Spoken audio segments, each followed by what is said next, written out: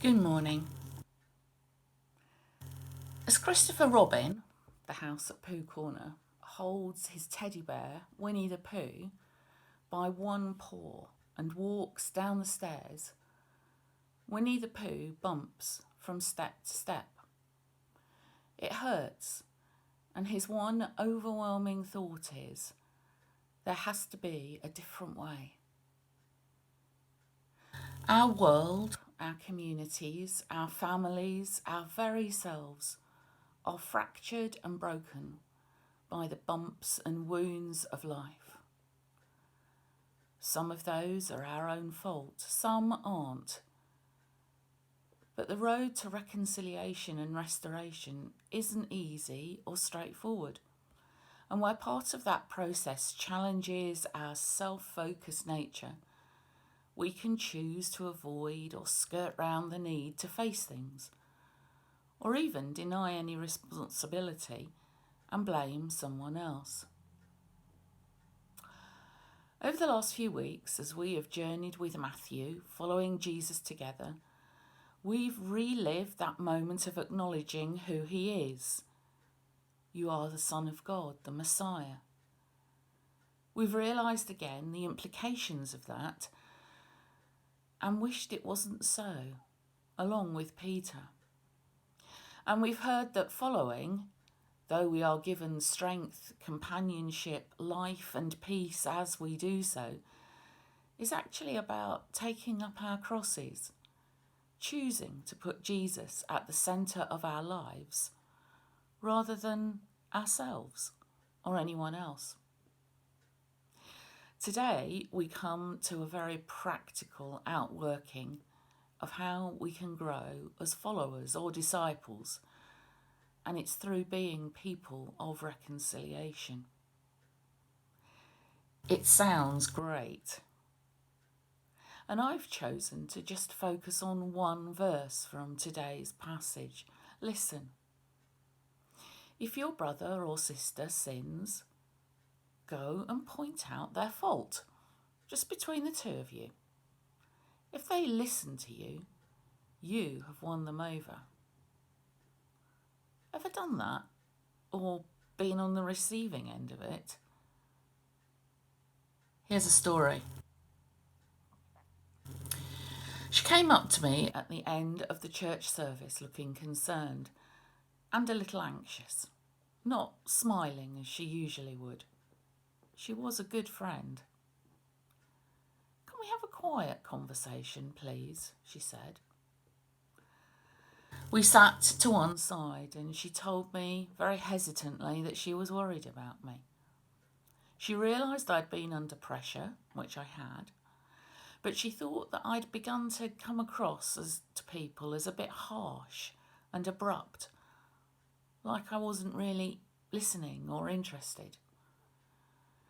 She wanted to find out what was going on, see if she could help in any way, and basically do some damage limitation. I wasn't happy. My initial reaction was, how dare you? Which turned into, no, I'm not like that. Then progressed to, well, if you were under the pressure that I am, which in turn became, you're not so brilliant yourself. Which after a bit more reflection and rather reluctantly became, well, actually, maybe there's a grain of truth in what you've said. And finally, yep, you're right. I need to do something about it. That was my train of thought. I'm not sure all of that came out of my mouth. My friend stuck with me through that process and beyond. And eventually, I was very, very grateful for her courage and for the love that had enabled her to speak to me. She came in humility, with love and care for me as a follower of Jesus, as well as a friend. My reaction was initially one of pride. She didn't come with a judgmental, destructive, hit-and-run critique or a comment that reached me via a gossip network. People are saying. She also had the courage to not paper over the cracks or ignore what was going on. We can often see fault in others so much more easily than we see fault in ourselves. What's our starting point as we even begin to consider saying something? Is it what we see in the psalm we had this morning, where the writer repeatedly asks for God's help for themselves, requesting over and over, "Teach me, O Lord, the way of your statutes, and I shall keep it to the end. Give me understanding," and it's understood, "of you and your ways. Lead me into your ways. Incline my heart to you and your ways. Turn away my eyes from things that aren't of you," is understood. This person, the psalmist, knows their own need of God. If we are to walk the way of reconciliation, for that is what the process is in the verse we are considering, we must do it knowing that we too are working hard, taking up our crosses to follow Jesus. We too are making a bit of a mess of it. We too need direction, correction, and loving care and support. We too are open to challenge in the same way that we might be considering challenging someone else.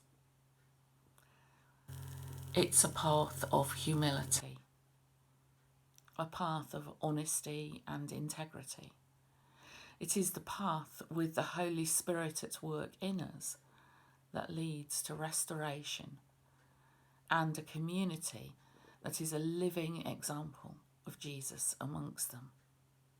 A community that stands in stark contrast to what we see in so much of the world around us. Can we live like this? Loving, hearing, being forgiven and forgiving, changing, growing in holiness as we follow Jesus together? I believe we can. Because there is a different way, and it is God's way. It's easy to say, it's challenging to live out, but in Jesus, all that we need to live in reconciliation is provided.